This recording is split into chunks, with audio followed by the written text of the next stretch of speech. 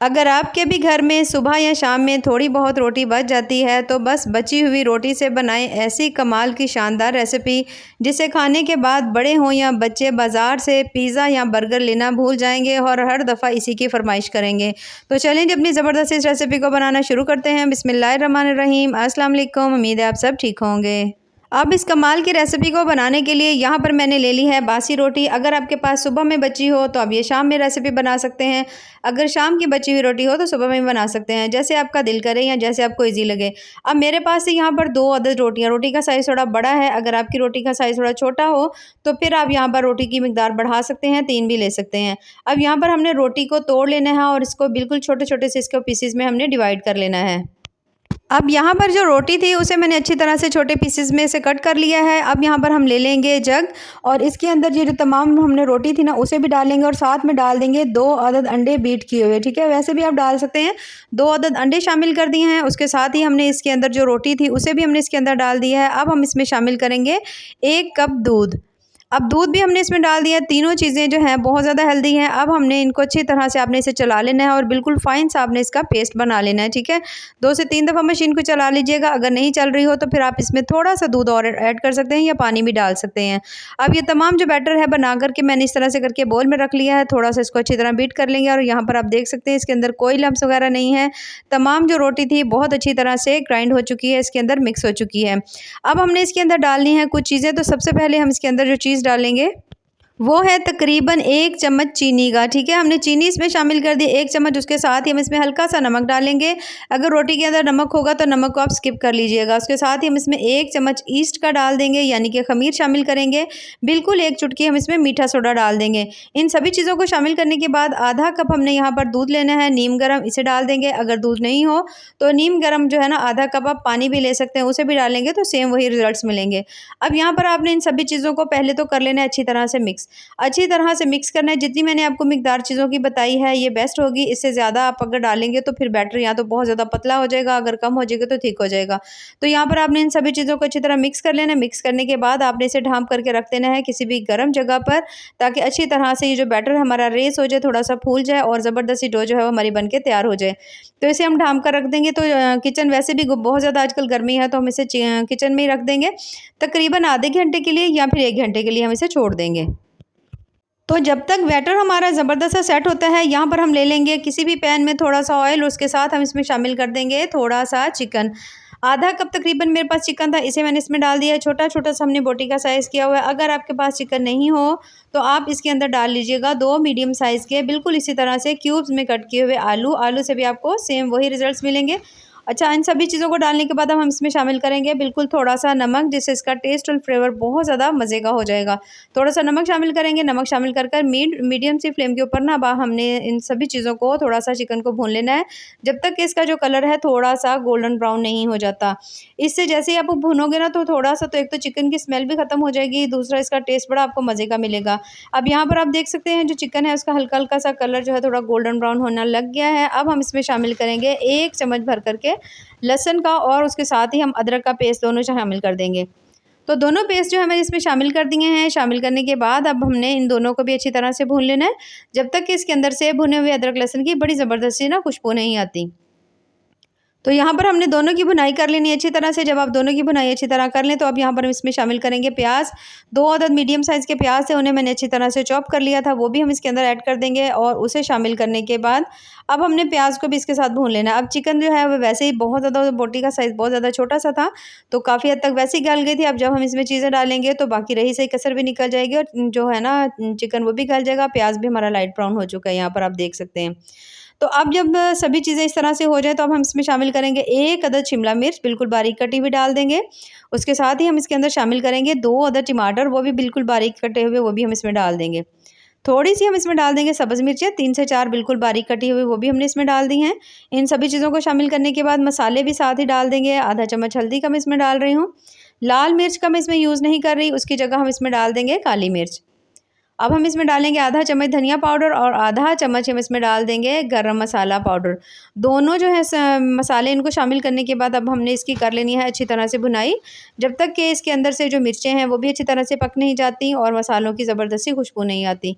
तो कुछ ही देर जब आप भुनेंगे तो सभी सब्जियां जो है ना वो बहुत अच्छी तरह से सॉफ्ट हो जाएंगी। जब आप देखो कि आपने इसकी अच्छी तरह भुनाई कर ली है, सारी सब्जियां अच्छी तरह सॉफ्ट हो गई हैं, तो फिर हम इसके अंदर डालेंगे करीबन आधा चम्मच जो है ना मैं इसमें चिकन पाउडर डाल दूंगी। ठीक है, इसे डाल देंगे। टोटली वैसे ऑप्शनल है, डालना चाहें तो डाल लें, नहीं तो आप इसे स्किप भी कर सकते हैं।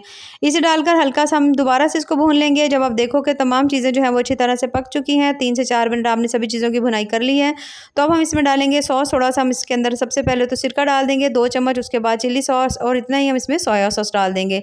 तीनों सॉस शामिल करने के बाद अब हमें मीडियम फ्लेम के ऊपर इन सभी सॉसेस को मसाले के साथ अच्छी तरह भून लेना है। इससे इसका फ्लेवर जायका बहुत ज़्यादा मज़े का आएगा, तो ज़रूर इन्हें भी डालिएगा। अब तमाम मसाले जो हैं इन्हें शामिल करने के बाद अब हमने इसके अंदर शामिल करना है केचप, और केचप जो है यहाँ पर तकरीबन 3 से 4 चम्मच में डाल रही हूँ। अगर आपको पसंद हो तो आप इसकी मिकदार थोड़ी सी बढ़ा भी सकते हैं। तो केचप शामिल करके बस अब यहाँ पर आपने इसे बहुत ज़्यादा देर नहीं पकाना, इसको हमने अच्छी तरह मिक्स कर लेना है। जब आप देखो अच्छी तरह मिक्स हो गया तो इसमें डाल देंगे सब्ज़ धनिया।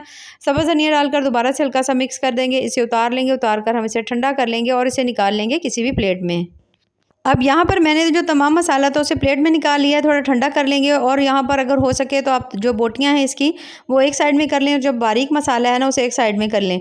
अब यहाँ पर जो हमने रखा हुआ था ढाँप करके जो रोटियाँ थी और सभी चीज़ों को, ये देखें यहाँ पर इसे तकरीबन यहाँ पर मैंने इसे 45 मिनट रखा है और बहुत अच्छी तरह से अपने साइज़ से डबल हो चुका है, यानी फूल चुका है।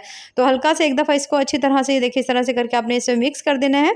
जब आप अच्छी तरह से इसे मिक्स करेंगे, मिक्स करने के बाद अब हमने इसके अंदर जो अगली चीज़ डालनी है जिससे इसका जो टेस्ट और जायका है वो बड़ा ही कमाल का हो जाएगा, तो वो है इसके अंदर वही स्टफिंग जो हमने बना कर के रखी हुई थी। चिकन मैंने इसके अंदर से निकाल लिया है और तकरीबन 1 कप जो स्टफिंग है मैं इसके अंदर डाल रही हूँ, जिसमें ज़्यादातर शिमला मिर्चें थी, प्याज था, टमाटर थे। ठीक है, ये जो मसाला है ना बड़ा ही मज़ेदार और करारा सा बना हुआ था, इसे हम इसमें डाल देंगे। डालने के बाद अब आपने इन सभी चीज़ों को अच्छी तरह से देखिए इस तरह मिक्स कर लेना है। जब अच्छी तरह से मिक्स कर लें तो हम इसमें डाल देंगे सब्ज़ धनिया डालकर फिर से अच्छी तरह मिक्स कर लेंगे। ये देखें, तो अब हमने ज़बरदस्ती माशाल्लाह हमारा जो बैटर है वो बन कर के तैयार हो चुका है। तो अब हम इसे पकाना स्टार्ट करते हैं। पकाने का तरीका भी इंतहाई आसान है। एक अदद ले लेंगे पैन के अंदर सबसे पहले तो आपने हल्का सा ब्रश की मदद से ऑयल लगा लेना है। यहाँ पर याद रखिए फ्लेम मेरी बंद है। अब ये जो बैटर बना करके हमने रखा हुआ था ये तकरीबन हाफ में इसमें डाल रही हूँ। ठीक है, इससे जो है ना हमारी 2 ब्रेड बनेंगी, यानी कि 2 बड़े साइज़ की हमारी जो रोटियाँ ना वो बन जाएंगी। अब आपने ये जो बनानी है ना यहाँ पर, अगर तो आपके पास मेरे साइज़ का बड़े वाला पैन हो तो फिर ये 2 बन जाएंगी, नहीं तो आप इसे 3 भी बना सकते हैं।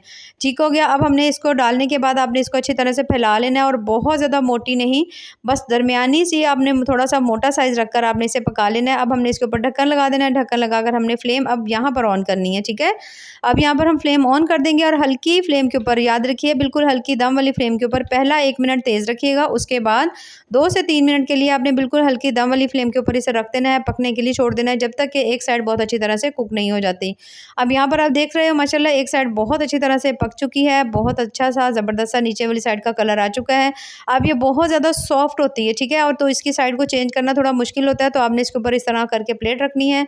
प्लेट रखने के बाद आपने इसको उल्टा कर लेना है पैन को। इस तरह उल्टा करने के बाद दोबारा से आपने इसे पैन में शिफ्ट कर देना। आप देख सकते हो माशाल्लाह कितना प्यारा सा इसका जो है ना गोल्डन सा कलर आया हुआ है।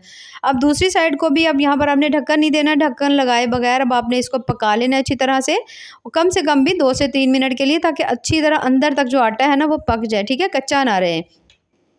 अब यहाँ पर जब आप देखो कि ये दोनों साइडों से बहुत अच्छी तरह से पक चुका है, तो फिर हम इसे निकाल लेंगे और निकाल कर हम इसे रख लेंगे किसी भी प्लेट में। अब मैंने ले ली है यहाँ पर 1 अदद बेकिंग ट्रे जो होती है वो ले लिया। लेने के बाद हल्का सा उसके ऊपर ऑयल लगाएंगे और ये जो हमने रोटी बनाई थी इसे हम इसके ऊपर रखेंगे। रखने के बाद अब आपने सबसे पहले तो इसके ऊपर लगा लेना है थोड़ा सा मायोनीज़ लगा लेंगे, इसे अच्छी तरह फैला लेंगे। उसके बाद थोड़ा सा हम इसके ऊपर लगा लेंगे केचप, उसे अच्छी तरह से फैला लेंगे। आप ज़बरदस्ती कोई सॉस भी बना सकते हैं, तो अगर आपने सॉस बनानी हो तो मैंने बहुत सारी वीडियोज़ पहले भी दी हुई हैं, आप उन्हें देख भी सॉस बना सकते हैं अच्छी तरह से। अब हमने जो है ना केचप उसे भी मैंने इसके ऊपर अप्लाई कर दिया। अब हम इसके ऊपर डालेंगे चीज़ शामिल करने के बाद अब हमने जो चिकन बनाया था और चिकन के जो हमने सिर्फ़ और सिर्फ बोटियां बचाई थी, बाकी मसाला हमने इस रोटी के अंदर डाल दिया था। तो तमाम बोटियां जो थी वो इसके ऊपर आपने इस तरह से करके डाल देनी है।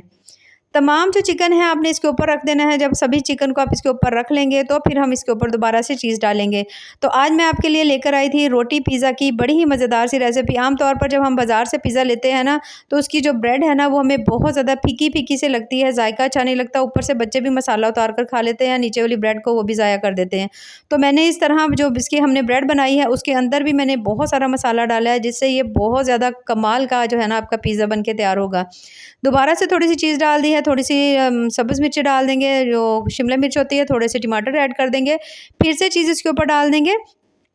अब आप चाहें तो इसे तवे के ऊपर रखकर भी बना सकते हैं। तकरीबन तवे के ऊपर, गरम तवे के ऊपर आप इसे 4 से 5 मिनट के लिए रखेंगे तो चीज़ मेल्ट हो जाएगी, लेकिन मैं इसे ओवन में रख रही हूँ तकरीबन 10 मिनट के लिए। अब जिसके पास ओवन नहीं हो तो वो इस तरह से करके पैन में मैंने एक और ब्रेड बनाई हुई थी, सेम उसी तरह से पहले आपने सॉस लगा लेनी है, चीज़ लगा लेनी है। उसके बाद हमने जो चिकन बनाया हुआ था उसे रखेंगे, फिर से इसके ऊपर थोड़ी सी हमने चीज़ डाल देनी है। चीज़ डालने के बाद ये देखिए जितनी आपको पसंद हो उतनी आप डाल लीजिएगा। अब ये मैं उसके लिए बना रही हूँ जिनके पास ओवन नहीं है, तो आप पैन में भी बना सकते हैं। तो इस तरह चीज़ डालने के बाद आपने इसके ऊपर ढक्कन लगा देना है। ढक्कन लगाकर आपने बिल्कुल हल्की दम वाली फ्लेम के ऊपर आपने 2 से 3 मिनट छोड़ना है। अगर सही से फ्लेम की समझ नहीं आ रही हो ना, तो फिर आपने इसे गर्म तवे के ऊपर रख दीजिएगा बिल्कुल हल्की फ्लेम के ऊपर। 2 से 3 मिनट के बाद माशाल्लाह बहुत ज़्यादा मज़ेदार ज़बरदस्त सा जो हमारा रोटी पिज़्ज़ा वो बन करके तैयार हो चुका है। यहाँ पर आप देख सकते हैं माशाल्लाह कितना ही ज़बरदस्त सा लग रहा है। अब यकीन करें बाज़ार वाले पिज़्ज़े का मुकाबला नहीं होगा, इसका टेस्ट जायका इतना ज़्यादा कमाल का और मज़े का होगा। अब यहाँ पर जो हमने ओवन में रखा हुआ था माशाल्लाह वो भी बहुत ज़्यादा ज़बरदस्त सा तैयार हो चुका है, उसका भी कलर बड़ा ही प्यारा सा आ चुका है। तो अब यहाँ पर मैं आपको दोनों पिज़्ज़े जो है उनको कट करके दिखाऊंगी। ये देखिए इस तरह से करके इजीली कट हो जाएंगे, बहुत ज़्यादा मज़े के और सॉफ्ट बनते हैं। तो इसे कट करने के बाद अब हमने जो पैन में बनाया था उसे भी हम कट कर लेंगे। ये देखिए माशाल्लाह कितना ही ज़बरदस्त सा लग रहा है, तो इसे मैं निकाल कर आपको दिखाऊंगी। ये देखिए माशाल्लाह। तो मैदे की डो बनाने से अच्छा है कि आप घर में पड़ी हुई बची हुई रोटी से या फिर आटे से ये डो बनाइए और ज़बरदस्त सा जो पिज़्ज़ा है ना उसे तैयार करिए। तो आप सेम इसी तरह से जो गूंदा हुआ आटा है ना उसे भी आप ज़बरदस्ती डो बना करके पिज़्ज़ा तैयार कर सकते हैं। तो अगर आपको मेरी आज की रेसिपी पसंद आए तो चैनल को ज़रूर लाइक करें, सब्सक्राइब करें। बहुत ज़्यादा मज़ेदार, बहुत ज़्यादा टेस्टी माशाल्लाह ये पिज़्ज़े बने हैं। तो दोनों रेसिपीज़ को ज़रूर ट्राई करिएगा। बाकी दुआ में याद रखिए। अल्लाह हाफ़िज़।